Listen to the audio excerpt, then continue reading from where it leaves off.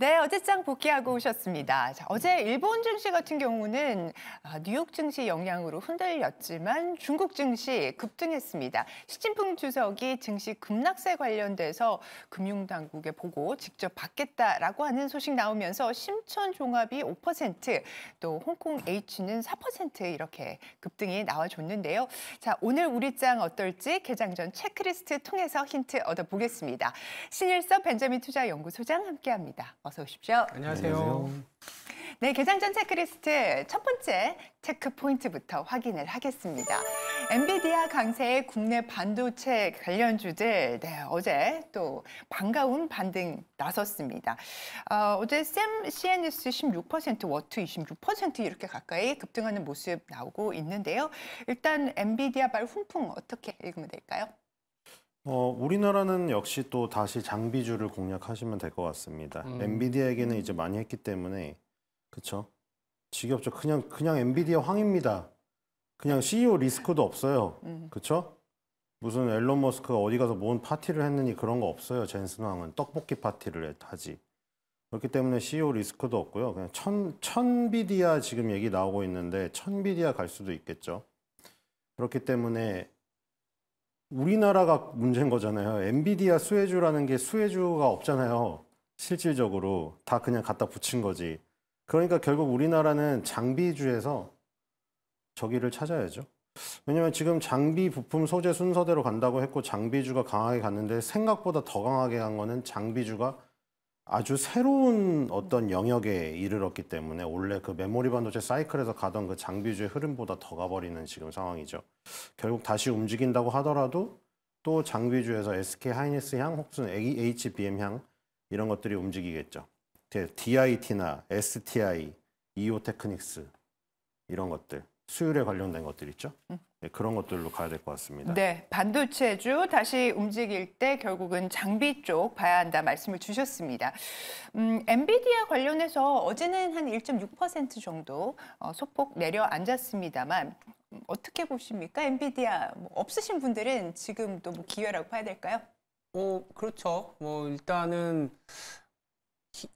고민스러운 거는 밸류에이션이다라고 하지만 또 한편으로는 이 밸류에이션을 뒷받침해 주는 거는 성장이거든요. 우리나라가 지금 저 PBR주가 올라온다고는 하지만 사실은 성장률이 떨어지다 보니까 미국이 그렇게 많이 가는데 우리나라 왜 못 갔냐 할 때는 이제 ROE 지표와 성장률만 보면 답이 나오거든요. 엔비디아가 비싸다? 근데 사실 PER로 보면은 우리나라의 어떤 기업보다 비싸진 않습니다. 20배 중반 PER로 보면. 근데 이제 성장률이나 이 또 공급이 지금 쇼티지인 상황에서라면 저도 이제 엔비디아를 좀 살까 고민을 하고 있는 상황인데 네. 적절한 시기가 올 것 같고 이게 추세를 하향하면서 가는 장은 미국 중심으로는 아니라고 보고 있는데 그냥 울고 싶을 때 좀 뺨 때렸다고 하나요? 그 금리 인하에 대한 기대감이 좀 밀려난 부분 요 정도이기 때문에 사실상 아마 이 월 후반에 가면 또 엔비디아와 관련된 실적 얘기가 나오잖아요. 2주 후에 네, 있죠. 네. 네. 그때를 기점으로 다시 조금 이익에 대한 기대 그리고 어느 정도 밸류에이션이 괜찮네라는 그런 기대감이 좀 올라오지 않을까라는 생각하고 있습니다. 네, 어떻게 보면 전체적으로 뉴욕 증시 꾸역꾸역 지금 보합세 네. 갖고 있는 상황이기 때문에 네네. 만약 기회를 준다면 한번 생각을 보면 좋겠다는 말씀 주셨습니다. 엔비디아 관련된 이야기를 짚어봤고요. 그러면 저희 두 번째 체크 포인트 확인하겠습니다. 네, 반도체에 이어서 저희가 살펴볼 자, IPO 테마주 열풍의 주식 거래 계좌가 7천만 개 이상 넘어섰다라고 하는 이야기입니다. 증시 주변 자금이 그만큼 많아졌다라고 하는 부분이겠죠? 네, 이번에는 정말로 개인 투자자에게 피해가 없으면 하는 바람입니다. 진짜로 제가 간곡히 부탁을 한다고 해도 제가 무슨 영향력이 없기 때문에 말이 들리지도 않겠지만 이런 얘기를 하는 이유는 투자자분들을 각성시키기 위해서입니다. 무슨 얘기인지 지나고 보면 또 알 것 같은데 제 생각에는 저 PBR 테마주 저평가 얘기를 하지를 마세요. 그냥 저평가라는 건 없습니다. 요즘같이 SNS가 발달한 시기에 저평가가 있을 수가 있나요? 만약에 정말로 저평가되어 있는 흙 속에 진주가 있다면 SNS에서 예를 들어 뭐 증시 레카 채널에서 그걸 하나 발표했다. 그럼 득달같이 달려가서 미친 듯이 사겠죠. 저평가라는 게 없습니다. 아직도 저평가라고 불리우는 게 있다면은 그거는 그 정당한 평가가 그 정도 수준밖에 되지를 않는 거예요. 평생 코리아 디스카운트를 떠들어 보세요. 그게 되나? 극복이 되는지. 그러니까 지금 이 저PBR 테마주가 떠오르면서 괜히 선의의 피해자가 또 생길 수 있다는 거 명심하셔야 됩니다. 예를 들어서 네이버나 카카오 혹은 뭐 반도체 같은 한 중간 정도에 있는 것도 마찬가지예요. 괜히 피해를 보게 됩니다.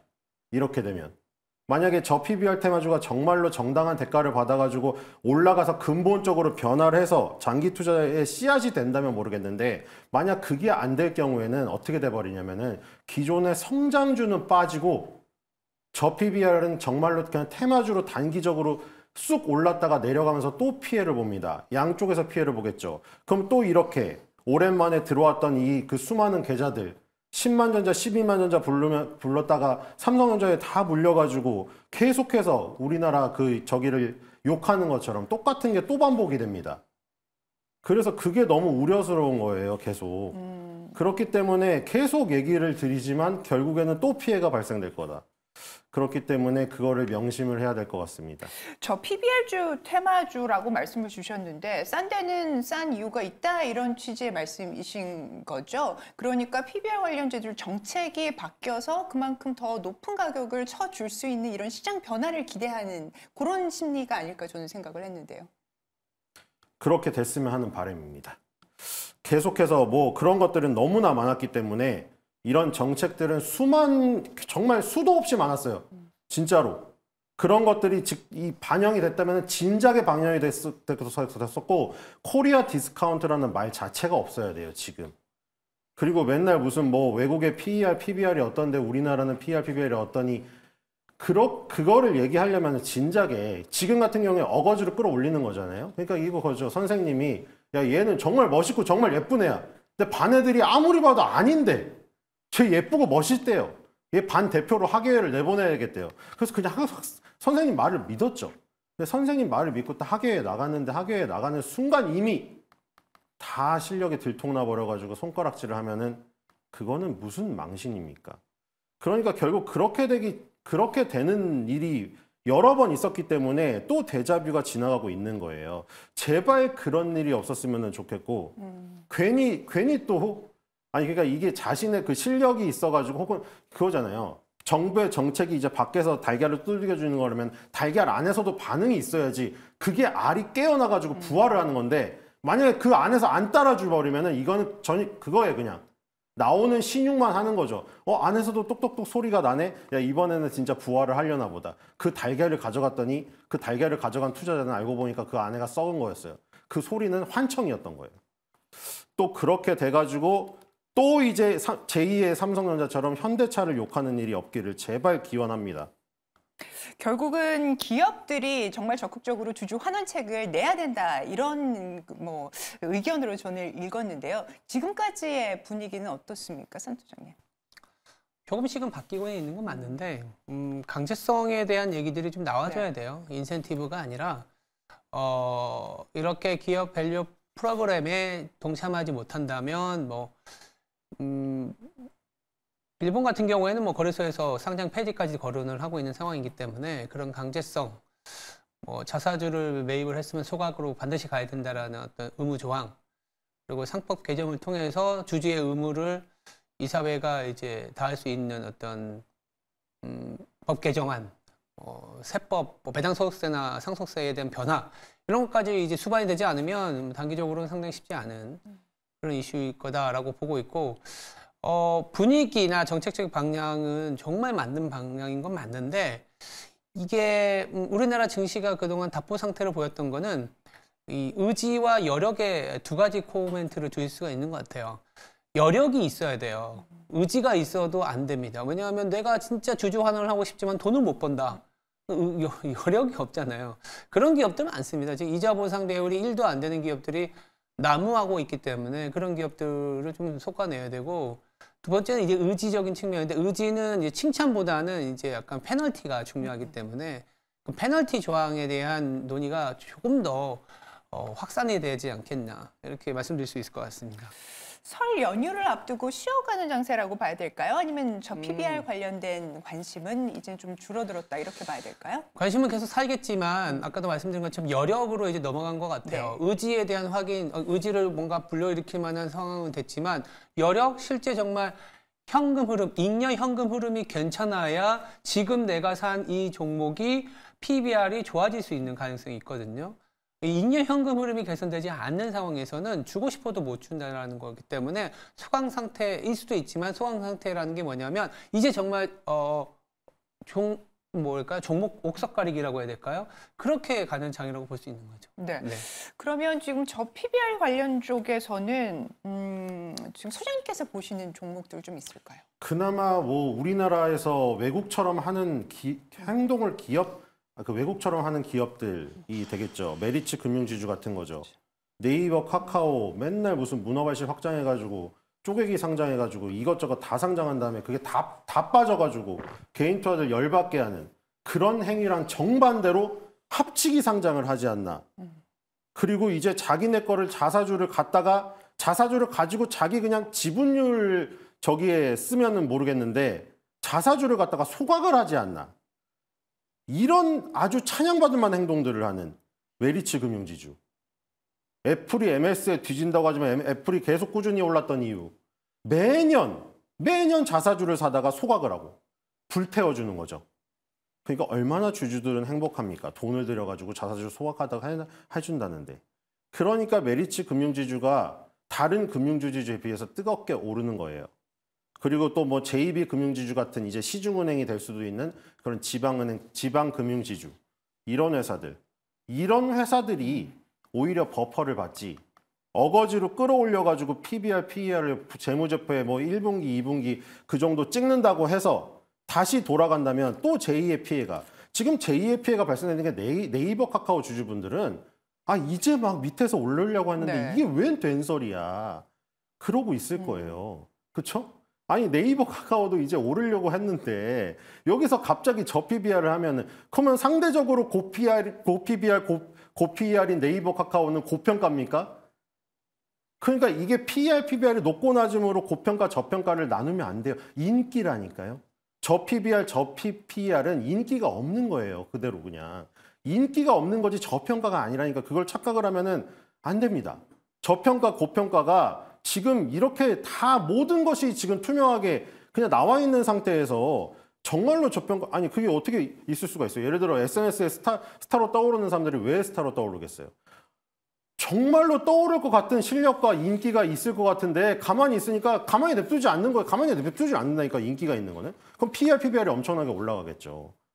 그렇게 요즘 같은 경우에는 진흙 속에 진주가 없습니다. 옛날에 1세대 가치 투자자들이 진흙 속에 진주를 발굴해가지고 정말 자산 가치 대비해서 말도 안 되게 낮은 골프장을 엄청나게 갖고 있는데 그 자산 가치 대비해서 10분의 1밖에 시가로 평가가 안 되고 있는 그런 기업들을 발굴하는 진흙 속의 진주 발굴법이 1세대 가치 투자자의 그 부분이었거든요. 근데 그게 2세대, 3세대로 넘어오면서 안 먹히잖아요. 시장에서 도태되었잖아요.